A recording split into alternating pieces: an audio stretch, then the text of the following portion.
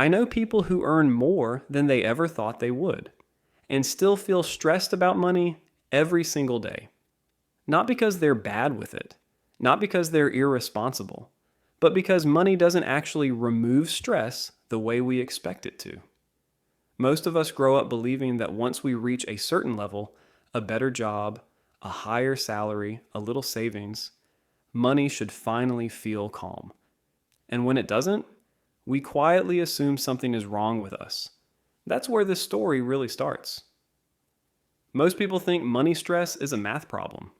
They think it's about income, budgeting, or discipline. That if the numbers improved enough, the anxiety would fade. And sometimes it does, temporarily. But then it comes back, often when nothing obvious is wrong. You're paying your bills, you're not in crisis, yet money still feels tight, heavy, unsettled. That's not because you're failing, it's because money stress usually isn't about money.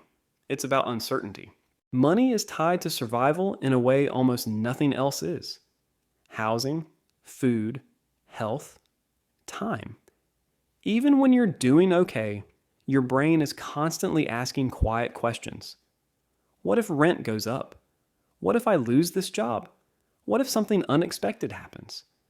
What if this stops working? Those questions don't need answers to create stress. They just need space. And modern life gives them plenty of it. We live in a system where money leaves invisibly. Bills are automatic. Subscriptions renew quietly. Expenses disappear digitally.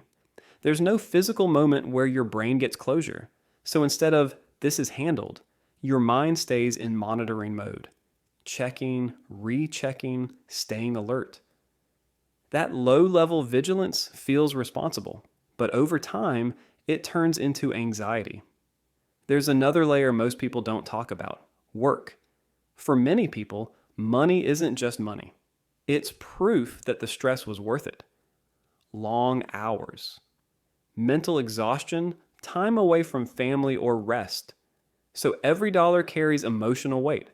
If work feels unstable, money feels fragile.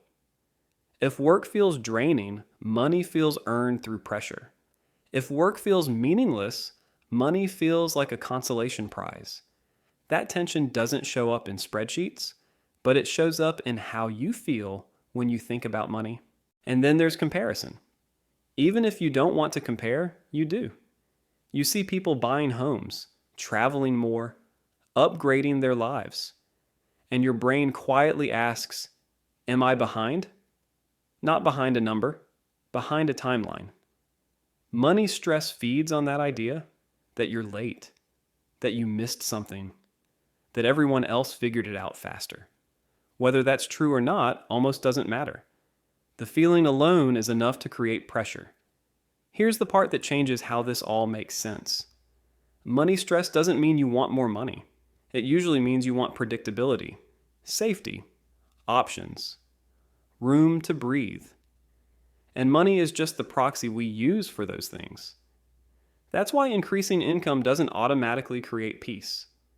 It reduces certain risks, but it doesn't remove uncertainty. Your brain doesn't relax because you crossed a number. It relaxes when things feel stable and understandable. This is why vague money goals often fail. Save more, earn more, do better. They don't tell your nervous system anything concrete, but clarity does.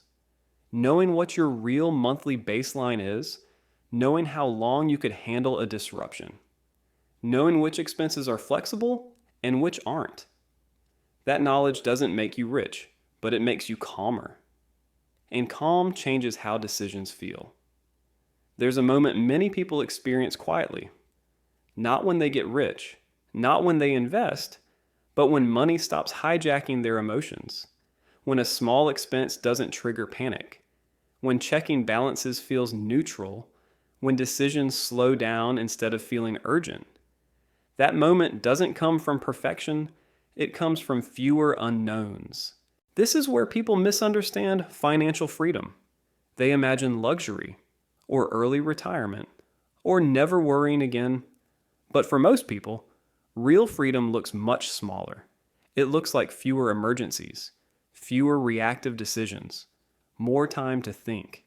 It looks like money becoming boring, and boring is underrated.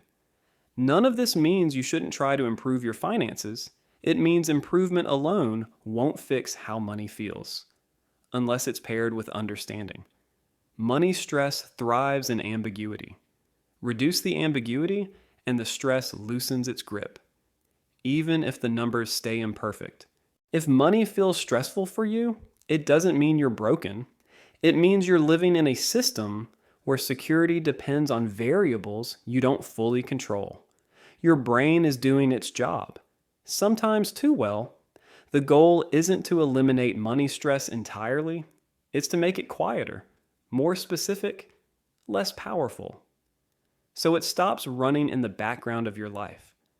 Progress doesn't look like perfection.